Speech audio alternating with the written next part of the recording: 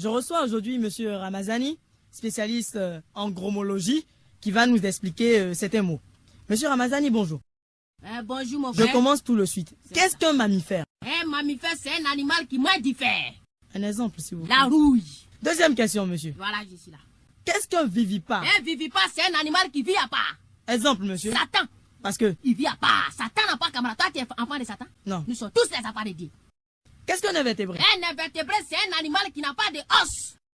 Ouais, ça aussi, je savais. Exemple. Maman n'a pas de os. Merci. Qu'est-ce qu'un gaz? Un gaz, ça dépend. C'est un mot qui s'emploie dans deux contextes. Premier contexte. Premier contexte. Tu as diarrhée. Tu es pressé, tu s'en vas au WC. Oui. Quand tu ouvres WC, premier vent qui te frappe, c'est un gaz. C'est quel gaz? C'est un gaz évaporatoire. Ah, parce que ça s'évapore. S'évapore. Deuxième contexte. Deuxième contexte. Un voleur, il a volé. Oui. Tout le monde est derrière lui. Policier court derrière lui. On dit, olé, attrapé, volé, attrapé. Il gaze. C'est quand il fait, il gaze. Ça, c'est un gaz échappatoire. Parce qu'il s'enfuit. Il s'échappe. Tout à fait.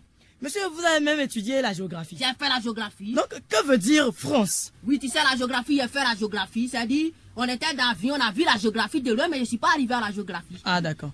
Voilà. Mais que veut dire France? Ça veut dire quoi? C'est force de rapatriement des Africains non connus par l'Europe. Doucement. C'est force de rapatriement. Des Africains non connus par l'Europe. F, Force.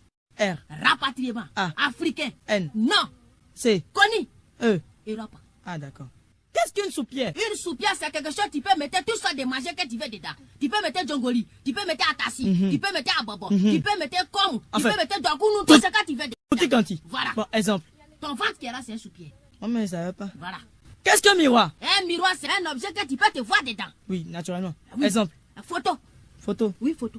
Il y a une photo de... Je vais pas parler. Quand tu prends ton photo, tu ne te vois pas dedans. C'est bon, c'est bon. Quand deux verbes se suivent. Le second se met à l'infinitif. Exemple. La poule ici, son poussin. Où est le verbe? Mais tu ne vas pas qu'ici. Toi, il faut imaginer qu'ici, son camarade. On dit la poule ici, son poussin. Poussin devant la poule ici. Donc, deux verbes ici, le second met à l'infinitif. Monsieur, vous avez trouvé des solutions.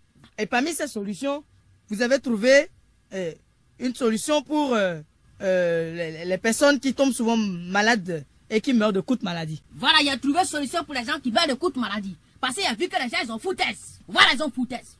Quelqu'un qui a mal dans le yeux, vous lui piquez dans la fesse. Tant médicament va prendre pour monter dans le yeux, mais le yeux va casser, il peut mourir. Quelqu'un qui a mal dans le dent, vous piquez dans la fesse. Tant médicament va prendre pour monter, pour arriver dans son dent, mais son dent, il va pourrir. C'est pour ça, moi, il a dit quoi? Il dit, à partir d'aujourd'hui, quelqu'un qui a mal dans le yeux, piquez dans le yeux. Mal dans le dent, piquez dans le dent. Directement. On appelle ça guérison instantanée. Instantané. Bon, avant dernière question. Voilà. Qu'est-ce qu'un objet transparent? Un objet transparent, c'est un objet à travers lequel tu vois de l'autre côté. Exemple. Grillage. Attends, grillage c'est carrelé. Comment c'est transparent? Mais quand tu es ici et puis on met grillage devant toi, c'est que tu ne vois pas la maison qui est là-bas. C'est bon, je me tais. Vous avez fait le tour du monde en 8 jours. Et vous avez même enseigné l'anglais en Amérique Mais j'ai enseigné l'anglais en Amérique. pendant 8 heures. Donc, moi, je suis étonné. Donc, je vais vous poser certaines questions. Il n'y a pas de problème. 1 en anglais. 1. 2 en anglais. Two. 5 en anglais. 5. 10 en anglais. 10. 20. 10. 10. 30. 10. 10. 10. 50. 10. 10. 10. 10. 10. Et 1000 alors. Depuis